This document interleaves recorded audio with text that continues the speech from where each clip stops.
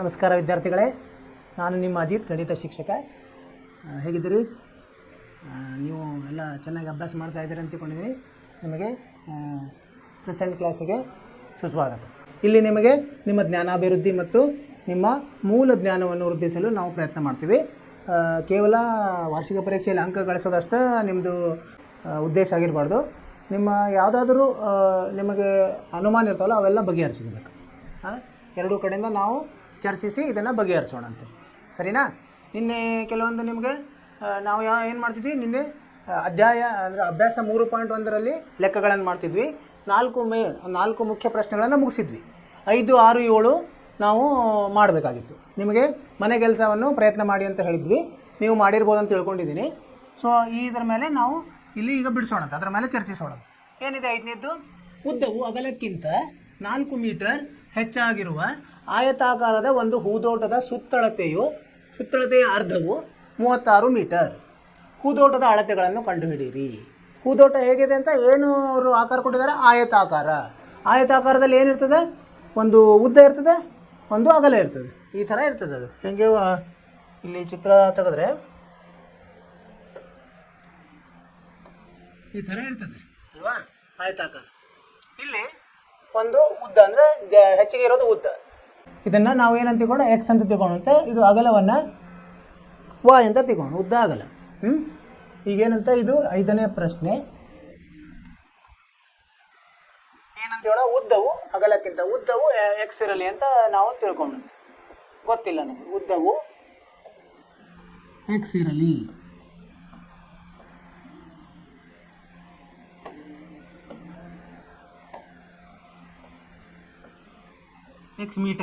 X metre ಇರಲಿ. ಆಮೇಲೆ ಅಗಲವು ವಾಯ್ ಇರಲಿ. ವಾಯ್ ಮೀಟರ್ ಮುಂದೆ ನಾವು ಅದರ ಇದರಲ್ಲಿ ಅಳತೀವಿ ಅಂತ ಅದನ್ನು ಬರೀಬೋದು. ಇದು ಉದ್ದ ಎಕ್ಸ್ ಮೀಟರ್ ಇರಲಿ, ಅಗಲವು ವಾಯ್ ಮೀಟರ್ ಇರಲಿ. ಅವ್ರೇನು ಹೇಳಿದಾರೆ? ಉದ್ದವು ಅಗಲಕ್ಕಿಂತ 4 ಮೀಟರ್ ಹೆಚ್ಚಾಗಿದೆ. ಅಂದ್ರೇನು? 1ನೇ ಸಮೀಕರಣ ಏನು ಕೊಟ್ಟಿದ್ದಾರೆ ಅವರು? ಇದರಲ್ಲಿ ಉದ್ದ ನಾವೇನು ತಗೊಂಡು ಎಕ್ಸ್, ಇದು ಅಗಲಕ್ಕಿಂತ 4 ಮೀಟರ್ ಜಾಸ್ತಿ ಅಂದರೆ ಈ ಥರ ವಾಯ್ ಪ್ಲಸ್ 4. ಇದು 1ನೇ ಸಮೀಕರಣ ಆಯಿತು ಅಲ್ವಾ? ಆಮೇಲೆ ಅದರ ಇನ್ನೊಂದು ಕೊಟ್ಟಿದ್ದಾರೆ, ಒಂದು ಹೂದೋಟದ ಸುತ್ತಳತೆಯ ಅರ್ಧವು 36 ಮೀಟರ್. ಸುತ್ತಳತೆಗೆ ನಮಗೆ ಇದು ಗೊತ್ತು. ಏನು ಅದರ ಸೂತ್ರ? ಏನು ಸುತ್ತಳತೆ ಸೂತ್ರ 2ನೇದು ನೋಡಿದರೆ ಸುತ್ತಳತೆ ಸೂತ್ರ ಏನು? ಇದು ಎಕ್ಸು ವಾಯ್, ಇಲ್ಲೂ ಎಕ್ಸು, ಇದು ವಾಯ್. 4ನ್ನು ನಾವು ಸೇರಿಸಬೇಕು. ಅಂದರೆ 2 ಎಕ್ಸ್ 2 ವಾಯ್, ಅಥವಾ 2 ಕೌನ್ಸ್ನಲ್ಲಿ ಎಕ್ಸ್ ಪ್ಲಸ್ ವಾಯ್ ಅಂತ ಆಗುತ್ತೆ. 2 ಕೌನ್ಸ್ನಲ್ಲಿ ಏನಾಗುತ್ತೆ? ಎಕ್ಸ್ ಪ್ಲಸ್ ವಾಯ್ ಆಗುತ್ತೆ. ಈ ಥರ ಸುತ್ತಳತೆಯ ಸೂತ್ರ ಬರ್ತದೆ. ಅವ್ರೇನು ಹೇಳಿದ್ದಾರೆ? ಒಂದು ಹೂದೋಟದ ಸುತ್ತಳತೆಯ ಅರ್ಧವು 36 ಮೀಟರ್. ಅಂದರೆ ಈಗೇನಾಗಿದೆ? ಸುತ್ತಳತೆ ಅರ್ಧ ಅಂದರೆ ಇದನ್ನು ಅರ್ಧ ಮಾಡಿದರೆ ಎಷ್ಟಿದೆ ಅಂತಾರೆ ಅವರು? 36 ಮೀಟರ್ ಇದೆ ಅಂತ ಹೇಳಿದ್ದಾರೆ. ಸರಿನಾ? ಅಂದರೆ ಇಲ್ಲೊಂದು ನಮಗೆ ಸಮೀಕರಣ ಬಂತು. ಏನು? ಎಕ್ಸ್ 2 ಕ್ಯಾನ್ಸಲ್ ಆಗಿ ಎಕ್ಸ್ ಸಂಕಲನ ವಾಯ್ 36 ಬಂತು. ಇದು 1ನೇದು, ಇದು 2ನೇದು. ಈಗ ನಾವು ಏನು ನಕ್ಷಾ ಇದರಲ್ಲಿ ಕಲ್ತಿದ್ದೀವಿ, ಅದ್ರ ಮೇಲೆ ಇದನ್ನು ಬಿಡಿಸೋಣ ಅಂತ, ಹೇಗೆ ಬರ್ತದೆ ಅಂತ ಹೇಳಿ. ಅದಕ್ಕಿಂತ ಮೊದಲು ನಾವು ಇದಕ್ಕೆ ಕೋಷ್ಟಕವನ್ನು ಮಾಡಬೇಕು. 1ನೇದಕ್ಕೆ ಇದು ವಾಯ್ ಇದು ಏನಾಗುತ್ತೆ? ವಾಯ್ ಸಮ ಎಕ್ಸ್ ಮೈನಸ್ 4 ಆಗುತ್ತೆ, ಎಕ್ಸ್ ಮೈನಸ್ 4. ಇದು ಏನಾಗುತ್ತೆ? ವಾಯ್ ಸಮ 36 ಮೈನಸ್ ಎಕ್ಸ್ ಆಗುತ್ತೆ. ಸೊ ಇಲ್ಲಿ ಕೋಷ್ಟಕವನ್ನು ಹಾಕೋಣಂತೆ. 2 ಬಿಂದು ಆದರೂ ಬೇಕಾಗತ್ತೆ ನಮಗೆ. ಈ ಥರ ಹಾಕೋಣ.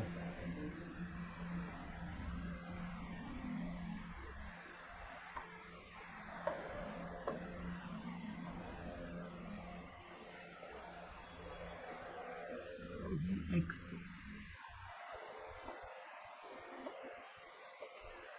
ಈ ಥರ, ಇದು ಎಕ್ಸು, ಇದು ವಾಯ್, ಇದು ಎಕ್ಸು, ಇದು ವಾಯ್. ಈಗ ಎಕ್ಸ್ಗೆ ಯಾವುದೇ ಒಂದು ಬೆಲೆಯನ್ನು ಕೊಟ್ಟಾಗ ವಾಯ್ ನಮಗೆ ಕಂಡುಹಿಡಿಬೋದು. ಈಗೇನು ಮಾಡೋಣಂತೆ? ಮೊದಲು ಎಕ್ಸು ಇದರಲ್ಲಿ 4 ಹಾಕೋಣ. ಏನು ಬರುತ್ತೆ? 4 ಮೈನಸ್ 4 0. ಸರಿನಾ? ಮುಂದಿನ ಯಾವ್ದು ಹಾಕೋಣಂತೆ? ಯಾವುದಾದ್ರೂ ಕೊಡ್ಬೋದು. ನಾವು 20 ಕೊಡೋಣಂತೆ. 20 ಕೊಟ್ಟರೆ ಏನಾಗುತ್ತೆ? 20 ಮೈನಸ್ 4 16 ಆಯಿತು. ಆನಂತರ 24 ಕೊಟ್ಟರೆ ಏನಾಗುತ್ತೆ? 20 ಆಗುತ್ತೆ. ಸರಿನಾ? 3 ಪಾಯಿಂಟ್ 2 ಆದರೂ ಸಾಕು ನಮಗೆ. ಸರಳ ರೇಖೆ ಮಾಡಲಿಕ್ಕೆ 3 ಮಾಡೋಣ. ಇದರಲ್ಲಿ ಏನು ಮಾಡೋಣಂತೆ, ಮೊದಲಿಗೆ 16 ಕೊಡೋಣ. ಎಕ್ಸ್ 16 ಕೊಟ್ಟಾಗ ಇದೇನಾಯಿತು 20, ಸರಿನಾ? ಆಮೇಲೆ 20 ಕೊಟ್ಟರೆ ಏನಾಗುತ್ತೆ ನೋಡಿ, 20 ಕೊಟ್ಟರೆ 36ರಲ್ಲಿ 20 ಹೋದರೆ ಏನು 16, ಸರಿನಾ? ಆಮೇಲೆ ಇನ್ನೊಂದು ಪಾಯಿಂಟು ಬೇಕಂದರೆ ನಾವು ಮಾಡುವ ಇನ್ನೊಂದು ಅಂಕೆಯನ್ನು 25 ಕೊಟ್ಟರೆ ಇದು 11 ಆಯಿತು. ಈಗ ನಮ್ಮ ಕೋಷ್ಟಕ ರೆಡಿ ಆಯಿತು. ಈ ಕೋಷ್ಟಕವನ್ನು ನಾವು ನಕ್ಷೆಯಲ್ಲಿ ಬಿಡಿಸ್ಬೇಕು. ನಕ್ಷೆಯನ್ನು ಬಿಡಿಸೋಣ. ಈಗ ನಕ್ಷೆ ಈಗೇನು ಮಾಡ್ಬೇಕು, ನಾವಿಲ್ಲಿ ಒಂದು ಎಕ್ಸ್ ಅಕ್ಷೆ ಮತ್ತು ವಾಯ್ ಅಕ್ಷೆ ಹಾಕಬೇಕು.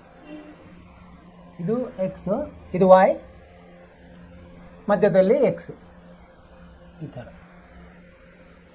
ಹಾಕಬೇಕು. ಈಗ ಇದೇನಾಗುತ್ತೆ, ಇಲ್ಲಿ 0 ಆಗುತ್ತೆ. ನಂತರ ಇವೆಲ್ಲ ಎಷ್ಟೆಷ್ಟು ಬೇಕಾಗುತ್ತೆ ನಮಗೆ, 25 ಎಕ್ಸ್ 25ರವರೆಗೆ ಬೇಕು.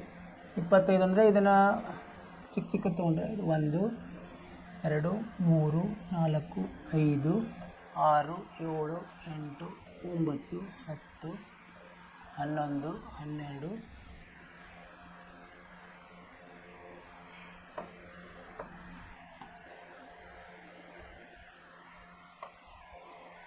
12 ಇದು 13 ಈ ಥರ ಹೋಗ್ತದೆ. ಇಲ್ಲಾದರೆ ನಾವು ಏನು ಬರೆಯೋಣಂತೆ, 5 ಬರೆದು ಬಿಡೋಣಂತೆ, ಅಂದರೆ ನೀಟಾಗಿ ಕಾಣಿಸುತ್ತೆ.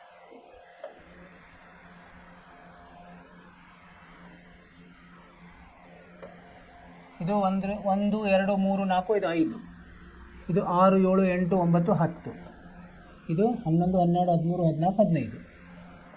14 15 16 17 18 19 20 21 22 23 24 25 ಈ ಥರ ಬರೆಯೋಣ. ಅಂದರೆ ಚಿಕ್ಕ ಬರೆದ್ರೆ ಚೆನ್ನಾಗಿ ಕಾಣಲ್ಲ, ಅದಕ್ಕೆ ಈ ಥರ. ಇಲ್ಲಿನೂ ಹಾಗೆ ಬರೋಣದ್ದು, ಋಣ ಇಲ್ಲ, ಹಾಗಾಗಿ ಇಲ್ಲಿ ಕಡೆ ಋಣ ಆಗುತ್ತೆ, ಈ ಕಡೆ ಇದು ಎಕ್ಸು,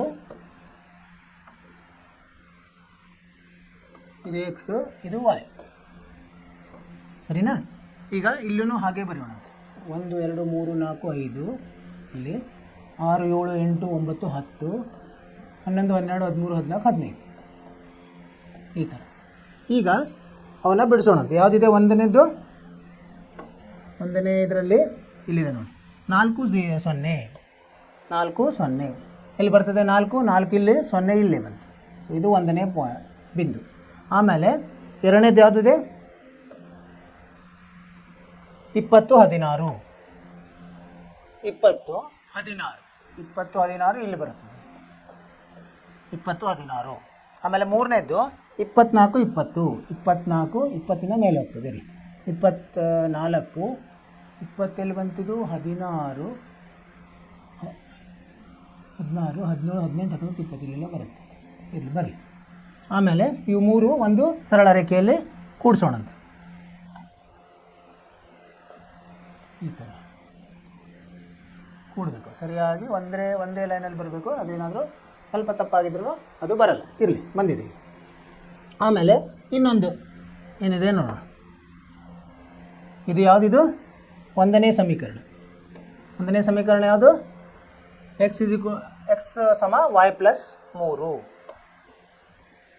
ಇದು ಎಕ್ಸ್ ಸಮ y ಪ್ಲಸ್ 4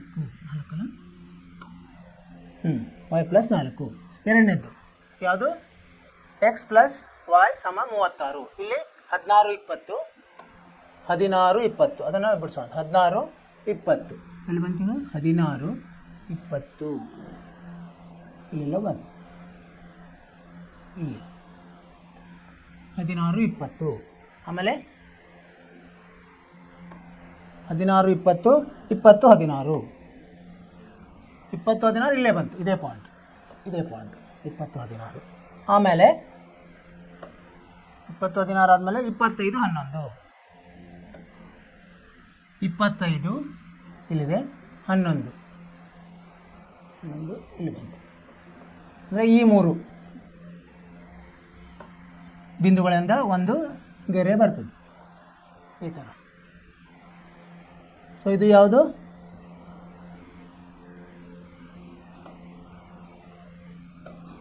ಇದು ಎಕ್ಸ್ ಪ್ಲಸ್ ವೈ ಸಮ 36. ಎಕ್ಸ್ ಪ್ಲಸ್ ವೈ ಸಮ 36.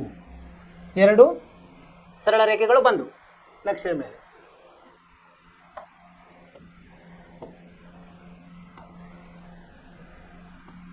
ಈಗ ಇವೆರಡು ಏನು ಒಂದರಲ್ಲಿ ಛೇದಿಸಿದ್ವು. ಎದರಲ್ಲಿ ಛೇದಿಸಿದ್ವು?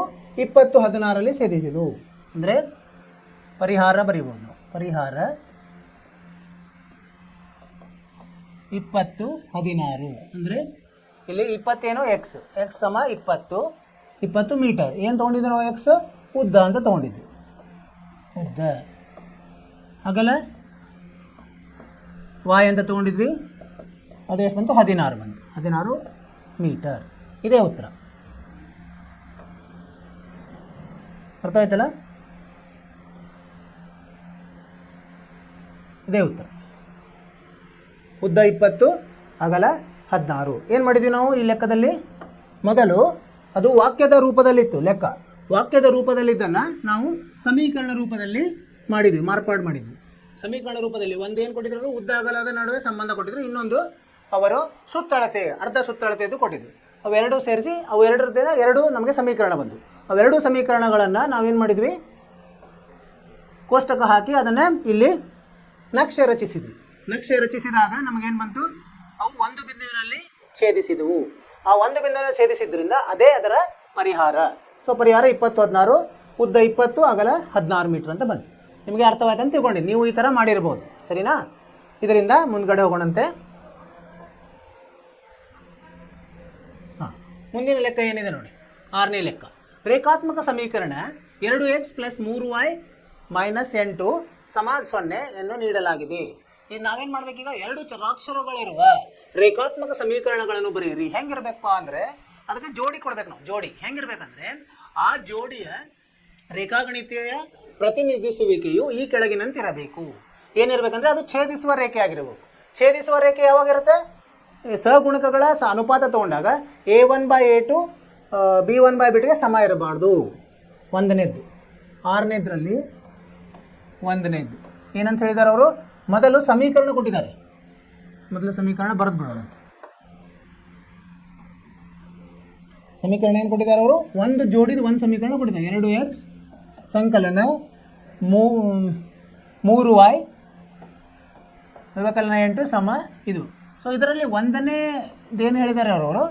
ಛೇದಿಸುವ ರೇಖೆಗಳದ್ದು ಒಂದು ಜೋಡಿ ಕೊಡ್ರಿ ಅಂತ ಹೇಳಿದ್ದಾರೆ. ಛೇದಿಸುವ ರೇಖೆಗಳು.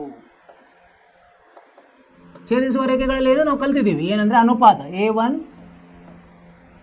ಅನುಪಾತ A2 ಅದು B1/B2ಗೆ ಸಮ ಇರಬಾರ್ದು. C1/C2 ಏನಾದರೂ ಇರಲಿ, ಇವೆರಡೂ ಸಮ ಇಲ್ಲ ಅಂದರೆ ಅದು ಛೇದಿಸುವ ರೇಖೆ ಆಗ್ತದೆ. ಸೊ ಇಲ್ಲಿ ಏನಾಯ್ತೀಗ A1 A2 ನಾವು C1 ಬರ್ಕೊಂಬಂತೆ. A1 ಎಷ್ಟಿದೆ? 2 ಇದೆ. B1 ಎಷ್ಟಿದೆ? 3 ಇದೆ. C1 - 8 ಇದೆ. ಹೀಗಾಗಿ ನಾವು A1 ಗೊತ್ತಿದೆ ನಮಗೆ 2. A2 ಎಷ್ಟು ತೊಗೊಂಡ? ನೀವು ಯಾವುದಾದ್ರೂ ತೊಗೋಬೋದು. 4 ತೊಗೊಂಡು ಅಂದರೆ 1/2 ಆಯಿತು. B1/B2 3ಗೆ ನಾವು ಏನು ಮಾಡಬೇಕು? 6 ತೊಗೋಬಾರ್ದು. 6 ಬಿಟ್ಟು ಯಾವುದಾದ್ರು 5 ತೊಗೋಬೋದು. ಸೊ ನಾವೇನು ಬರಿಬೋದು ಈಗ? 2x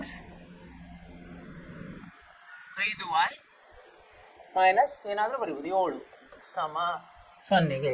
ಇದು ಒಂದು ಛೇದಿಸುವ ರೇಖೆ ಆಯಿತು. ನೋಡಿ, ಈಗ ನೀವು ಅನುಪಾತ ತೊಗೊಂಡ್ರೆ 2/2 1 ಆಯಿತು. B1/B2 ಎಷ್ಟಾಯಿತು? ಅದು 1 ಆಗುತ್ತೆ ಸಮ 5. 3/5 ಎಷ್ಟಾಗುತ್ತೆ?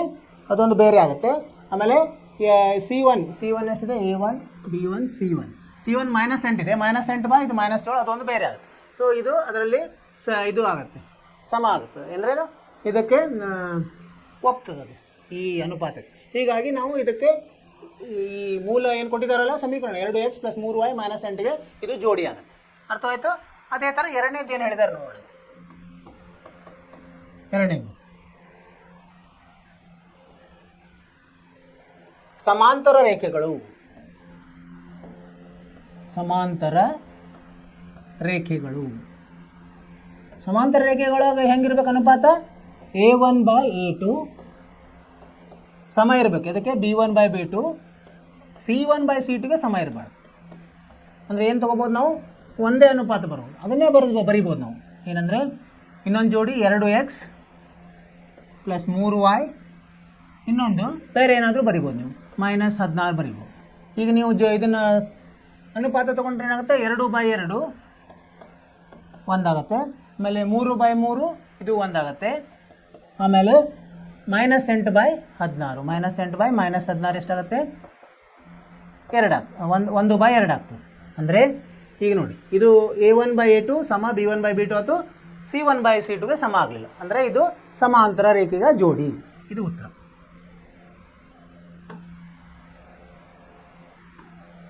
ಇದು 1ನೇದಕ್ಕೆ ಉತ್ತರ, ಇದು 2ನೇದಕ್ಕೆ ಉತ್ತರ. ಸರಿ, ಈಗ ನಾವು 3ನೇದು ನೋಡೋಣ ಏನು ಕೇಳಿದ್ದಾರೆ. 3ನೇದು ಏನು ಹೇಳಿದ್ದಾರೆ ಅವರು? ಐಕ್ಯಗೊಳ್ಳುವ ರೇಖೆಗಳು. ಐಕ್ಯಗೊಳ್ಳುವ ರೇಖೆಗಳು. ಇಲ್ಲೇನಪ್ಪ ಅನುಪಾತ? A1/A2 ಸಮ B1/B2 ಸಮ C1/C2. 3 ಅನುಪಾತಗಳು ಒಂದೇ. ಈಗ ನಾವು ಹೆಂಗೆ ತಗೋಬೋದು? ಈ ಥರ ತೊಗೊಂಡು 4x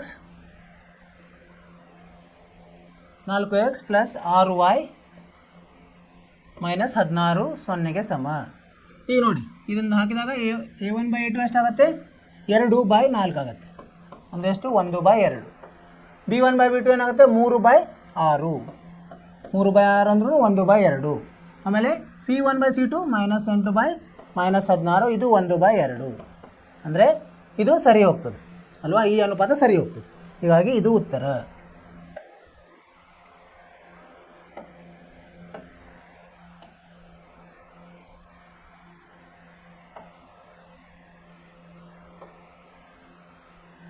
ಇದು ಉತ್ತರ.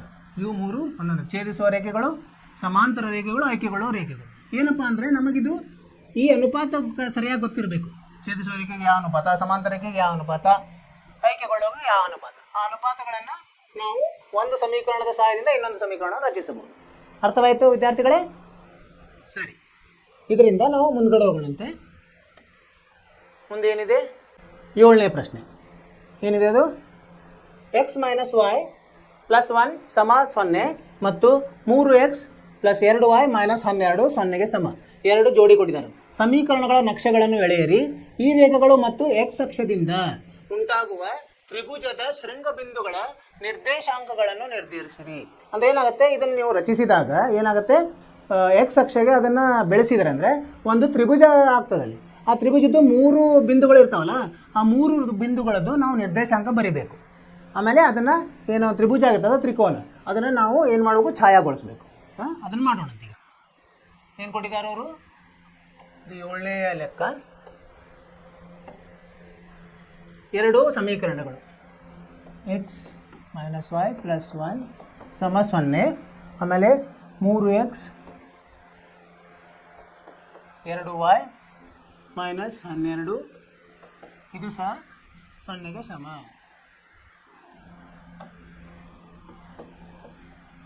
ಏನು ಮಾಡೋಣ? ಇದನ್ನು ಕೋಷ್ಟಕ ಮಾಡ್ಕೋಬೇಕು. ನಾವು ನಕ್ಷೆ ಎಳೆಯಲಿಕ್ಕೆ ಕೋಷ್ಟಕ ಮಾಡೋಣ. y ರೂಪದಲ್ಲಿ ಇಟ್ಕೊಂಡ್ಬಿಡ್ತೀವಿ. y ಅನ್ನು ಬಲಗಡೆ ತೊಗೊಂಡೋದ್ರೆ ಇದೇನು ಉಳಿಯುತ್ತೆ? x + 1 ಉಳಿತದೆ. ಇಲ್ಲಿ y ಅನ್ನು ಇಲ್ಲೇ ಇಟ್ಟು x ಅನ್ನು ಆ ಕಡೆ ತೊಗೊಂಡಾಗ 12 - 3x/2 ಆಗ್ತದೆ. ಅಥವಾ ಇದನ್ನು ಇನ್ನೂ ಸರಳೀಕರಣಗೊಳಿಸಿದ್ರೆ ಬರಲ್ಲ. ಸೊ ಇದನ್ನು ನಾವೇನು ಮಾಡೋಣ? ಈಗ ರಚಿಸೋಣಂತೆ. ಇಲ್ಲಿ ಕೋಷ್ಟಕವನ್ನು ಹಾಕೋಣಂತ ಮೊದಲು.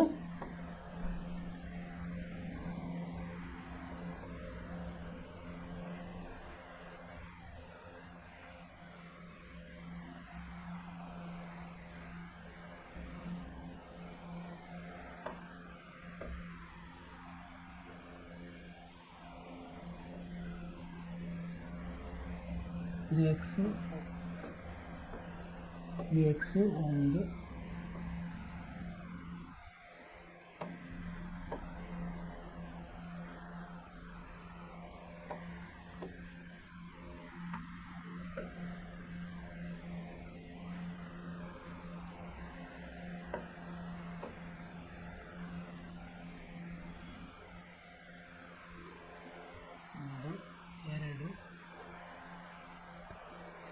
1 ಕಡಿಮೆ ಅಂದರೆ 2 ಬಿಂದುಗಳು ಬೇಕಾಗ್ತದೆ. ನಾವು 3 ಬರಿಬೋದು. ಇಲ್ಲಿ x, ಇದು y, ಇಲ್ಲಿ ಇದರ x, ಇದು y. ಸರಿ. ಆಮೇಲೆ ಈಗ ಎಕ್ಸ್ಗೆ ನಾವು ಎಷ್ಟು ಕೊಡೋಣ? 0 ಕೊಡೋಣ ಅಂತ. ಎಷ್ಟು ಬರ್ತದೆ? x 0 ಮಾಡಿದರೆ ಇದು y 1 ಆಯಿತು. 0 ಸಂಕಲನ 1 ಎಷ್ಟಾಗುತ್ತೆ? ಆಮೇಲೆ 1 ಕೊಡೋಣ ಅಂತ. ಎಕ್ಸಿಗೆ 1 ಕೊಟ್ಟಾಗ y 2 ಆಯಿತು. ಸರಿನಾ? ಆಮೇಲೆ ಎಕ್ಸಿಗೆ 4 ಕೊಡೋಣ. 4 ಕೊಟ್ಟರೆ ಎಷ್ಟಾಗುತ್ತೆ? 4 1 5 ಆಗುತ್ತೆ.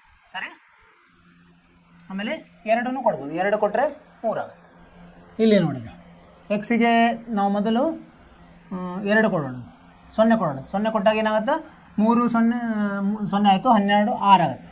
ಆಮೇಲೆ 2 ಕೊಟ್ಟರೆ 2 3 6, 12ರಾಗ 6 ಹೋದ್ರೆ 6 3 ಬರ್ತದೆ.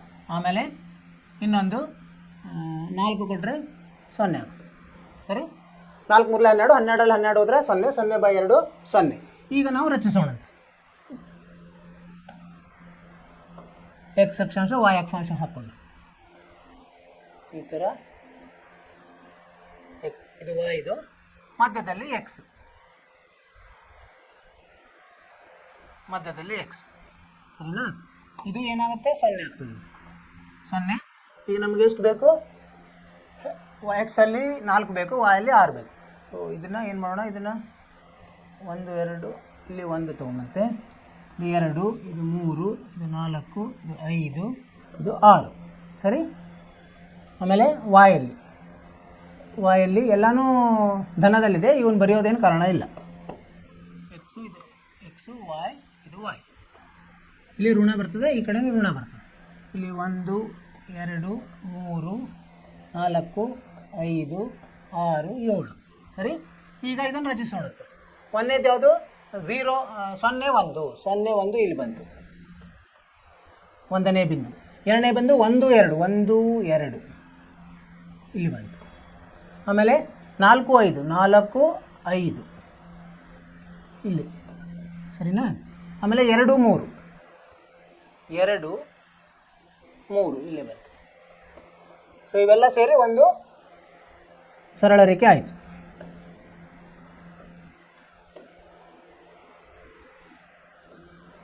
ಈ ಥರ ಒಂದು ಸರಳ ರೇಖೆ ಆಯಿತು. ಸರಿ, ಇದನ್ನು ರಚಿಸೋಣಂತ. ಈಗ 0 ಇದ್ದಾಗ 6 0 6 ಇಲ್ಲಿ ಬಂತು, ಇಲ್ಲಿ ಬಂತು. ಆಮೇಲೆ 2 3 ಇದೇ ಪೋಣ. ಆಮೇಲೆ 4 0 ಇಲ್ಲಿ ಬಂತು. ಈಗ ಇದನ್ನು ಸೇರಿಸೋಣಂತ ಈ ಥರ. ಸರಿನಾ? ಈಗ ನೋಡಿ, ಇಲ್ಲಿ ತ್ರಿಭುಜ ಆಯ್ತಿಲ್ಲ, ತ್ರಿಭುಜ ಆಯ್ತಲ್ಲ, ಇಲ್ಲೇನು ಬರ್ತದೆ, ಇಲ್ಲಿ -1 ಬರ್ತದೆ, ಇದು ಇಲ್ಲಿಗೆ ಬರ್ತದೆ, ಇದು ಋಣ 1 ಈ ಥರ ಹೋಗ್ತದೆ, ಋಣ 2 ಹಿಂಗೆ ಹೋಗ್ತದೆ. ಸೊ ಇದನ್ನು ನಾವು ಛಾಯಾಗೊಳಿಸ್ಬೇಕು, ಒಂದು ಬೇರೆ ಬಣ್ಣದಲ್ಲಿ ಛಾಯಾ ಮಾಡೋಣ.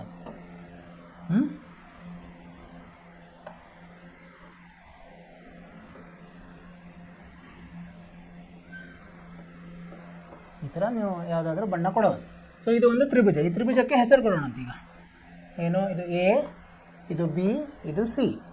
ಇದರ ನಿರ್ದೇಶಾಂಕಗಳನ್ನು ಬರೆಯೋಣ. ಏನೇನಿದೆ ನಿರ್ದೇಶಾಂಕ? ಏದೇನು ಬರುತ್ತೆ, ಏದು ನಿರ್ದೇಶಾಂಕ 2 3 ಬಿ ನಿರ್ದೇಶಾಂಕ ಏನು ಬರ್ತದೆ, 4 0 ಮತ್ತು ಸಿದ್ದೇನು ಬರ್ತದೆ, ಋಣ 1 0. ಇದೇ ಉತ್ತರ. ಅವರದೇ ಇದನ್ನೇ ಮಾಡಲಿಕ್ಕೆ ಹೇಳಿದ್ದಾರೆ. ಸರಿನಾ? ಅರ್ಥವಾಯಿತು? ಮೊದಲು ಏನು ಮಾಡಿದ್ವಿ ನಾವು, ಅವರು ಸಮೀಕರಣ ಕೊಟ್ಟಿದ್ದಾರೆ, ಆ ಸಮೀಕರಣದಿಂದ ಕೋಷ್ಟಕವನ್ನು ರಚಿಸಿಕೊಂಡು, ಕೋಷ್ಟಕ ರಚಿಸಿ ಬಿಂದುಗಳನ್ನು ನಾವು ಕಂಡುಹಿಡಿದ್ವಿ. ಕಡಿಮೆ ಅಂದರೆ 2 ಕಂಡುಹಿಡಿದ್ವಿ, ನೀವು ಎಷ್ಟಾದರೂ ಕಂಡುಹಿಡಿದ್ವಿ. ನಾವು 4 3 ಹಿಂಗೆ ಕಂಡುಹಿಡಿದ್ವಿ. ಅದನ್ನು ನಾವು ನಕ್ಷೆಯಲ್ಲಿ ರಚಿಸಿದ್ವಿ. ನಕ್ಷೆಯಲ್ಲಿ ರಚಿಸಿದಾಗ ನಮಗೆ ಈ ಥರ ಬಂದು 2 ಛೇದಿಸುವ ರೇಖೆಗಳು ಬಂದು ಮತ್ತು ಎದಲ್ಲಿ ಅವು ಛೇದಿಸಿದವು. ಅವ್ರೇನು ಹೇಳಿದ್ದಾರೆ, ಇದನ್ನು ಎಕ್ಸ್ ಅಕ್ಷಕ್ಕೆ ಎಲ್ಲಿ ಅದು ಛೇದಿಸ್ತದಲ್ಲ ಅಲ್ಲಿ ಒಂದು ತ್ರಿಭುಜ ಆಗ್ತದೆ, ಆ ತ್ರಿಭುಜನ್ನು ಛಾಯಾಗೊಳಿಸ್ರಿ. ನಾವು ಛಾಯಾಗೊಳಿಸಿ ಅದಕ್ಕೆ ಬಿಂದುಗಳ ನಿರ್ದೇಶಾಂಕಗಳನ್ನು ಬರೀರಿ ಅಂತ ಅದನ್ನು ಬರೆದಿದ್ದೀವಿ. A 2 3 B 4 0 C ಋಣ 1 0. ಇದು ಇದರ ಉತ್ತರ. ಅರ್ಥವಾಯ್ತು ಅಂದ್ಕೊಂಡಿದ್ದೀನಿ. ನೀವು ಮನೆಯಲ್ಲಿ ಹೀಗೆ ಮಾಡಿದಿರಿ ಅಂತ ನಾನು ಭಾವಿಸ್ತೀನಿ. ಸರಿ ಆಯಿತು? ಈಗ ನಮ್ಮದೇನಾಯಿತು, ಇದು 3.1 ಅಭ್ಯಾಸ ಮುಗೀತಿಲ್ಲ. ಈಗೇನು ಮಾಡೋಣ, ನಾವು ಮುಂದೆ ಹೊಸ ಥರದ್ದು ವಿಧಾನ ನೋಡಿ. ಈಗ ನಕ್ಷೆಯಲ್ಲಿ ನಾವು ಪರಿಹಾರ ಕಂಡುಹಿಡ್ಕೊಂಡು, ಇದು ನಕ್ಷೆಯಿಂದ. ಇನ್ನು ಬೀಜಗಣಿತದಲ್ಲಿ 2 ಪ್ರಕಾರಗಳಿವೆ, ಅವನ್ನ ಈಗ ಚರ್ಚಿಸೋಣ. ಏನಿದೆ, ರೇಖಾತ್ಮಕ ಸಮೀಕರಣಗಳ ಜೋಡಿಯನ್ನು ಬಿಡಿಸುವ ಬೀಜಗಣಿತೀಯ ವಿಧಾನಗಳು. ಬೀಜಗಣಿತದಲ್ಲಿ ಹೆಂಗೆ ಬಿಡಿಸೋದು ಇದು? ಯಾಕಂದರೆ ನಕ್ಷೆ ಅಂದರೆ ನೀವು ನಕ್ಷೆ ತೆಗಿಬೇಕು, ಆಮೇಲೆ ಅದನ್ನೆಲ್ಲ ಬಿಡಿಸೋದು ಸ್ವಲ್ಪ ಕಷ್ಟ ಆಗ್ತದೆ. ಬೀಜಗಣಿತ ವಿಧಾನ ಅದಕ್ಕಿಂತ ಸರಳ. ಇದನ್ನು ಮಾಡಿಬಿಟ್ರೆ ನಿಮಗೆ ಸರಳವಾಗಿ ಬಿಡಿಸ್ಬೋದು. ಏನು ಹೇಳ್ತಾರೆ ಇಲ್ಲಿ ನೋಡಿ, ರೇಖಾತ್ಮಕ ಸಮೀಕರಣಗಳ ಜೋಡಿಯನ್ನು ನಕ್ಷಾಕ್ರಮದಿಂದ ಹೇಗೆ ಬಿಡಿಸಬೇಕಂತ ನಾವು ಕಲ್ತ್ವಿ. ಈಗ ಆಮೇಲೆ ರೇಖಾತ್ಮಕ ಸಮೀಕರಣಗಳ ಪರಿಹಾರವನ್ನು ಪ್ರತಿನಿಧಿಸುವ ಬಿಂದುಗಳು ಈ ಥರ ಇದ್ವು ಅಂದರೆ ಈ ಥರ ವಾಸ್ತವ ಸಂಖ್ಯೆ ಇತ್ತು ಅಂತಿಕೊಳ್ಳಿ, ಅಭಾಗಲಬ್ಧ ಸಂಖ್ಯೆ ಇತ್ತು. ಇದನ್ನು ನಾವು ಹೆಂಗೆ ಇದರಲ್ಲಿ ತೆಗಿಲಿಕ್ಕಾಗಲ್ಲ. ಈಗ ಏನು ವರ್ಗಮೂಲ 3 ಇದರಲ್ಲಿ ಹೇಗೆ ಬರೆಯೋದು ನಾವು? ಆಗಲ್ಲ. ಅದರ ಸಲುವಾಗಿ ಅಥವಾ ದಶಮಾನಗಳು ಪದ್ಧತಿಯಲ್ಲಿ ಹೀಗಿತ್ತಂದರೆ ಕಷ್ಟ ಆಗ್ತದೆ. ಅದರ ಸಲುವಾಗಿ ನಾವೇನು ಮಾಡಿದ್ವಿ, ಬೀಜಗಣಿತ ವಿಧಾನದಿಂದ ಇದನ್ನು ಈ ಸರಳವಾಗಿ ಮಾಡ್ಬೋದು. ಇವು ಪೂರ್ಣಾಂಕವಲ್ಲದ ನಿರ್ದೇಶಾಂಕಗಳನ್ನು ಹೊಂದಿರುವ ಪ್ರಕರಣಗಳಲ್ಲಿ ನಕ್ಷಾ ವಿಧಾನ ಅನುಕೂಲಕರವಲ್ಲ. ಅಂದರೆ ಅವು ಸರಿಯಾಗಿ ಬರೋಂಗಿಲ್ಲ ನಮಗೆ ಉತ್ತರ. ಒಂದು ಹತ್ತಿರದಲ್ಲಿ ಉತ್ತರ ಬರ್ತದೆ. ಸರಿಯಾದ ಉತ್ತರ ಬರಬೇಕಂದ್ರೆ ನಾವು ಬೇರೆ ವಿಧಾನ ನೋಡಬೇಕು. ಇಂಥ ನಿರ್ದೇಶಾಂಕಗಳನ್ನು ಓದುವಾಗ ತಪ್ಪುಗಳನ್ನು ಮಾಡುವ ಎಲ್ಲ ಸಾಧ್ಯತೆಗಳು ಆಗ್ತವೆ. ಈಗ ಇಲ್ಲಿ ನಮಗೆ ವರ್ಗಮೂಲ 3ದು ಒಂದು ಅಂದಾಜು ಬೆಲೆ ಗೊತ್ತಿದೆ. ಒಂದು ಏನು ಇದು ಬಿಂದು 7, 3, 2 ಹೀಗೆ ಅದು ಸರಿಯಾಗಿ ಗೊತ್ತಿಲ್ಲ. ಸೊ ಒಬ್ಬರು ಹತ್ತಿರ ಮಾಡ್ಬೋದು, ದೂರ ಮಾಡ್ಬೋದು, ಅಲ್ಲಿ ತಪ್ಪುವ ಸಾಧ್ಯತೆಗಳು ಜಾಸ್ತಿ ಇದೆ. ಅದಕ್ಕೆ ಹೀಗಾಗಿ ಬೀಜಗಣಿತ ವಿಧಾನಗಳನ್ನು ನಾವು ಕಲಿತೀವಿ. ಅದರಲ್ಲಿ ಒಂದನೇದು ಆದೇಶ ವಿಧಾನ. ಆದೇಶ ವಿಧಾನ ಅಂದರೆ ಅದನ್ನು ಬೆಲೆಯನ್ನು ತುಂಬಿ ಮಾಡೋದು. ಒಂದರಲ್ಲಿ ಒಂದು ಬೆಲೆಯನ್ನು ತುಂಬಿದರೆ ನಮಗೆ ಉತ್ತರಗಳು ಸಿಗ್ತವೆ. ಹೆಂಗೆ ಇಲ್ಲಿ ನೋಡಿ, ಈ ಥರ ಒಂದು ಉದಾಹರಣೆ ಮೂಲಕ ನಿಮಗೆ ಹೇಳ್ಕೊಡ್ತೀವಿ. ಕೆಲವು ಉದಾಹರಣೆಗಳ ಮೂಲಕ ನಾವು ಆದೇಶ ವಿಧಾನವನ್ನು ನೋಡೋಣ. ಈಗ ಉದಾಹರಣೆ 4 ಇಲ್ಲಿ ನೋಡಿ, ಸಮೀಕರಣ ಇದೆ, ಜೋಡಿ ಏನಿದೆ 7x - 15y = 2. ಇದು ಒಂದನೇ ಸಮೀಕರಣ. ಎರಡನೇ ಸಮೀಕರಣ ಏನಿದೆ x + 2y = 3. ಎರಡು ಸಮೀಕರಣ ಇದೆ. ಸೊ ಇದರಲ್ಲಿ ಹಂತಗಳನ್ನು ನಾವು ಸರಿಯಾಗಿ ತಿಳ್ಕೊಂಡ್ಬಿಟ್ರೆ ಸರಳವಾಗಿ ಸಿಗ್ತದೆ. ಏನೇನು ಹಂತಗಳು? ಒಂದನೇ ಹಂತ ನಾವು ಏನು ಮಾಡಬೇಕು? ಒಂದನೇ ಹಂತದಲ್ಲಿ ನಾವು ಎರಡೂ ಸಮೀಕರಣಗಳಲ್ಲಿ ಯಾವುದಾದರನ್ನು ಒಂದನ್ನು ತಗೋಬೇಕು. ಈಗ ಎರಡಿದೆಯಲ್ಲ, ಒಂದು ಯಾವುದಾದ್ರೂ ತಗೋಬೇಕು ಮತ್ತು ಒಂದು ಚರಾಕ್ಷರವನ್ನು ಮತ್ತೊಂದು ಚರಾಕ್ಷರದಲ್ಲಿ ವ್ಯಕ್ತಪಡಿಸೋದು. ಇದನ್ನು ನೀವು 9ನೇ ತರಗತಿಯಲ್ಲಿ ಕಲ್ತಿದ್ದೀರಿ. ಈಗ x ಅನ್ನು y-ದಲ್ಲಿ y ಅನ್ನು x-ದಲ್ಲಿ ಹೇಗೆ ಬರೀಬೇಕು ಅನ್ನೋದು ಕಲ್ತಿರ್ತೀರಿ. ಅದೇ ಅದನ್ನ ಉಪಯೋಗಿಸ್ಬೇಕು. ಈಗ ಸೊ ನಾವೀಗ ಈಗೇನು ಮಾಡ್ಲಿಕತ್ತೀವಿ, ನಾವು ಸಮೀಕರಣ 2 ತೊಗೊಂಡು ಇಲ್ಲಿ ಪ್ರಯತ್ನ ಮಾಡ್ಲಿಕತ್ತೀವಿ. ಏನಿದೆ ಸಮೀಕರಣ 2? x + 2y = 3 ಇದೆ. ಇದನ್ನು ನಾವೇನು ಬರಿಬೋದು? ನಾವು ಎಕ್ಸನ್ನು ಅಲ್ಲೇ ಎಡಗಡೆ ಇಟ್ಟು 2y ಬಲಗಡೆ ಕಳಿಸಿದ್ರೆ ಏನಾಗುತ್ತೆ? ಅದು ಏನಾಗುತ್ತೆ? ಋಣ 2y ಆಗುತ್ತೆ. x = 3 ಋಣ 2y ಆಯಿತು.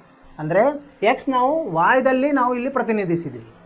ಎರಡನೇ ಹಂತದಲ್ಲಿ ಏನು ಮಾಡೋದಂದರೆ, ಈ ಎಕ್ಸ್ದೇನು ಸಮೀಕರಣ ಬಂತಲ್ಲ, ಈ ಸಮೀಕರಣವನ್ನು ನಾವು 1ರಲ್ಲಿ ಆದೇಶಿಸ್ತು. ಅದರ ಈಗ 2ರನ್ನು ನಾವು ಮಾರ್ಪಡಿಸಿದ್ವಿ. ಅದರಲ್ಲೇ ನಾವು ಈ ಎಕ್ಸ್ ಬೆಲೆ ಹಾಕೋದಿಲ್ಲ, 1ರಲ್ಲಿ ಹಾಕಬೇಕು. 1ರಲ್ಲಿ ಎಕ್ಸ್ ಇದ್ದಲ್ಲೇ ಇದರ ಬೆಲೆ ಹಾಕಿದಾಗ ಏನಾಗುತ್ತೆ? 7 ಕಂಸದಲ್ಲಿ 3 - 2y. 3 - 2y ಅನ್ನೋದು ಎಕ್ಸ್ದು. ಆಮೇಲೆ ಕಂಸ ಪೂರ್ತಿ ಋಣ ಅಥವಾ ವ್ಯವಕಲನ 15y = 2. ಇದರಲ್ಲಿ ಹಾಕೋದು ನಾವು ಈ 2ರಲ್ಲಿ. ಆವಾಗ ಅದನ್ನು ನಾವೇನು ಮಾಡಬೇಕು? ಸರಳೀಕರಣಗೊಳಿಸಬೇಕು. ಮಾಡಿದಾಗ ಏನಾಗುತ್ತೆ? 7 × 3 = 21. ಈ 7ಅನ್ನು 2ಕ್ಕೂ ನಾವು ಗುಣಿಸ್ಬೇಕಾಗ್ತದೆ. -14y - 15y = 2. ಅಂದರೆ ಏನಾಗ್ತದೆ? ಈಗ ಇವೆಲ್ಲ ಒಂದೇ ಥರದ್ದು ಪದಗಳನ್ನು ನಾವು ಕೂಡಿಸೋದು ಅಥವಾ ಕಳೆಯೋದು ಮಾಡ್ಬೋದು. ಈಗ 21 ಅಲ್ಲೇ ಬಿಟ್ಟು ಇದು -14 - 15 ಅಂದರೆ -29. ಈ 21ಅನ್ನು ಈ ಕಡೆ ತೊಗೊಂಡೋದ್ರೆ ಏನಾಗುತ್ತೆ? ಇಲ್ಲಿ ಧನ ಇದೆ, ಆ ಕಡೆ ಹೋದರೆ ಋಣ ಆಗುತ್ತೆ. 2 ಋಣ 21 ಅಂದರೆ ಋಣ 19 ಉಳಿತು. ಆವಾಗ ಈಗ ವಾಯನ್ನು ಕಂಡುಹಿಡಿಬೋದು. y ಏನಾಗುತ್ತೆ?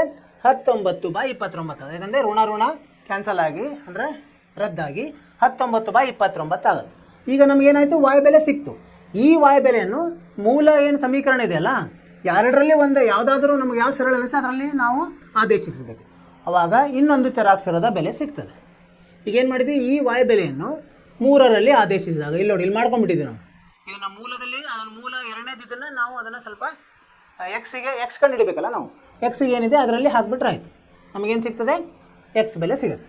x = 3 ಋಣ 2 ಕಂಸಲ್ಲಿ 19/29 ಅಂದರೆ y ಬೆಲೆ ಸಿಕ್ಕಿದೆ ನಮಗೆ. ಸರಿನಾ? ಸೊ ಅದನ್ನು ಸರಳೀಕರಣಗೊಳಿಸಿದಾಗ ನಮಗೆ ಸಿಗ್ತದೆ 49/29. ಸೊ ಈ ಥರ ನಮಗೆ ಪರಿಹಾರ ಸಿಗ್ತದೆ. ಏನು ಮಾಡಿದ್ವಿ ನಾವು? 2 ಸಮೀಕರಣಗಳಲ್ಲಿ ಒಂದು ಸಮೀಕರಣವನ್ನು ಏನು ಮಾಡಿದ್ವಿ? ಒಂದು ಚರಾಕ್ಷರಗಳಲ್ಲಿ ಇರುವಂಗೆ ನಾವು ಮೊದಲು ಮಾಡಿದ್ವಿ. ಆ ಚರಾಕ್ಷರವನ್ನು ಏನು ಬಂದಿರ್ತದೆ? ಎರಡನೇ ಸಮೀಕರಣದಲ್ಲಿ ಇನ್ನೊಂದು ಸಮೀಕರಣದಲ್ಲಿ ಅದನ್ನು ಆದೇಶಿಸಿ ಒಂದು ಚರಾಕ್ಷರದ ಬೆಲೆ ಕಂಡುಹಿಡಿದ್ವಿ. ಆ ಬೆಲೆ ಉಪಯೋಗಿಸಿ ಈಗ ಇಲ್ಲಿ ಮಾಡಿರ್ತೀವಲ್ಲ, ಅದನ್ನು ಒಂದನೇದನ್ನು ಮಾರ್ಪಡಿಸಿರ್ತೀವಲ್ಲ, ಅದರಲ್ಲಿ ಆದೇಶಿಸಿದಾಗ ನಮಗೆ ಇನ್ನೊಂದು ಚರಾಕ್ಷರದ ಬೆಲೆ ಸಿಕ್ಬಿಡ್ತದೆ. ಇದು ಇಷ್ಟು ಸರಳವಾಗಿದೆ. ನಕ್ಷೆ ಬಿಡಿಸೋದಕ್ಕಿಂತ ತುಂಬ ಸರಳ ಇದು. ಅರ್ಥವಾಯ್ತು ಅಂದ್ಕೊಂಡಿದ್ದೀನಿ. ಈಗ ನೀವು ಇದನ್ನು ತಾಳೆನೂ ನೋಡ್ಬೋದು. ಇವೆರಡೂ ಬೆಲೆಗಳನ್ನು ನೀವು ಎರಡರಲ್ಲಿ ಒಂದು ಸಮೀಕರಣದಲ್ಲಿ ಹಾಕಿದಾಗ ಅದಕ್ಕೆ ನೀವು ಸರಿ ದೂಗಿತಂದರೆ ನಿಮ್ಮದು ಸರಿ ಮಾಡಿದ್ದೀರಿ ಅಂತ ಅರ್ಥ. ಅದು ತಾಳೆ ನೋಡು. ಇದೇ ಥರ ನಾವು ಇದನ್ನು